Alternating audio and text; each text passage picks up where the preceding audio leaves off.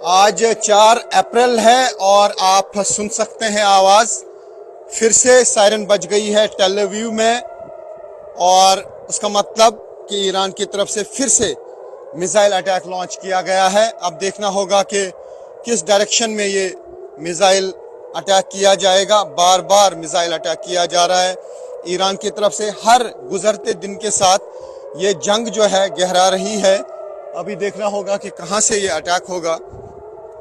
अभी लोग जो हैं बंकर में जा रहे हैं, जैसा कि आप देख सकते हैं।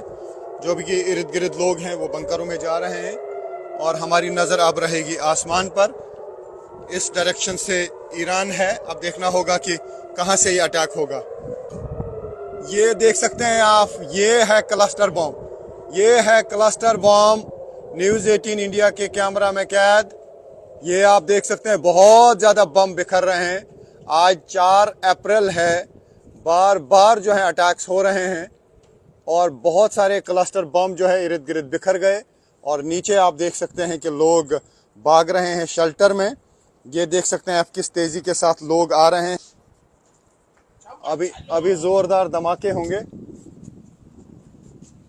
अभी ज़ोरदार धमाके होंगे। सुनिए, धमाके हो रहे हैं। न जाने कहां कहां पे ये क्लस्टर बम गिरेंगे। धमाके जोरदार हो रहे हैं।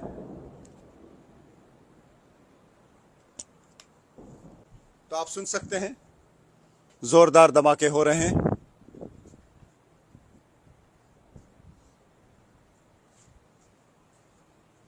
साफ तौर से हमने देखा कि एक वॉरहेड आया वहां पे, उसमें क्लस्टर बॉम्ब थे और एक क्लस्टर बॉम्ब इर्द गिर्द बिखर गए और लोग दौड़ रहे हैं।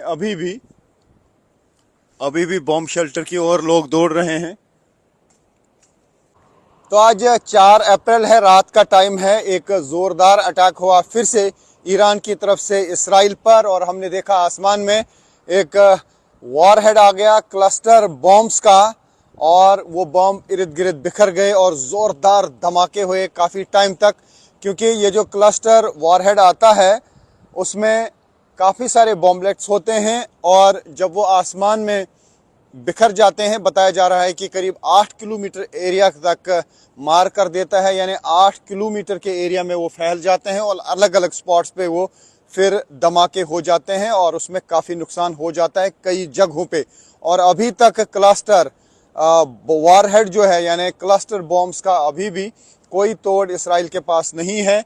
जब भी वहाँ से मिसाइल आता है, वॉरहेड आता है, तो उसमें क्लस्टर बॉम्ब्स देखे जाते हैं और उसका इंटरसेप्शन नहीं होता है। क्योंकि अगर इंटरसेप्ट करने भी पड़े तो फिर अगर उसमें 80 बॉम्ब्स होते हैं तो 160, कम से कम 160 फिर अभी इंटरसेप्टर्स लगाना पड़ेंगे जो एयर डिफेंस सिस्टम को खाली कर सकता है। तो ऐसे में इंटरसेप्टर्स नहीं भेजे जाते हैं उस वॉरहेड के लिए जिसमें क्लस्टर बॉम्ब होते हैं। तो फिलहाल अटैक्स का सिलसिला जारी है।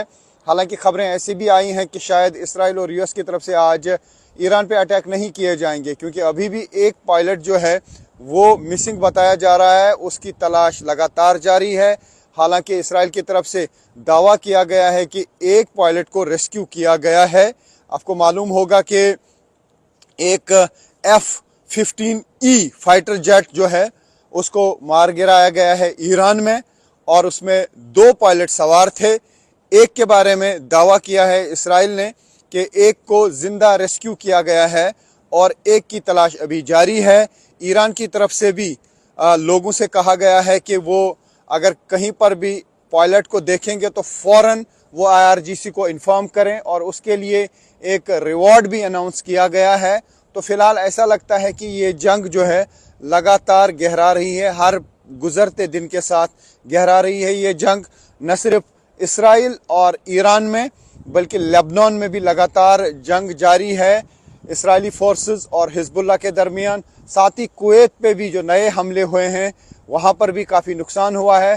साथ ही UAE हो या फिर सऊदी अरब हो और कतर हो या बहरीन हो और या फिर इराक हो, ये सारी जगहें जो हैं लगातार ईरान के निशाने पर हैं।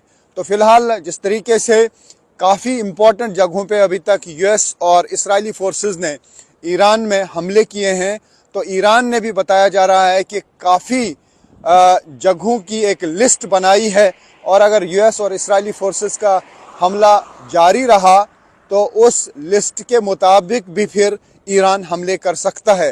हालांकि डोनाल्ड ट्रंप और इजरायली फोर्सेस ने दावा किया था कि ईरान की कैपेबिलिटी कम हुई है, लेकिन जिस तरीके से लगातार अटैक किए जा रहे हैं, ईरान की तरफ से बार बार अटैक किए जा रहे हैं, या फिर जिस तरीके से F-15E फाइटर जेट गिराया गया, उससे लगता है कि ईरान की कैपेबिलिटी कम नहीं बल्कि लगातार जवाब देने की अभी भी है।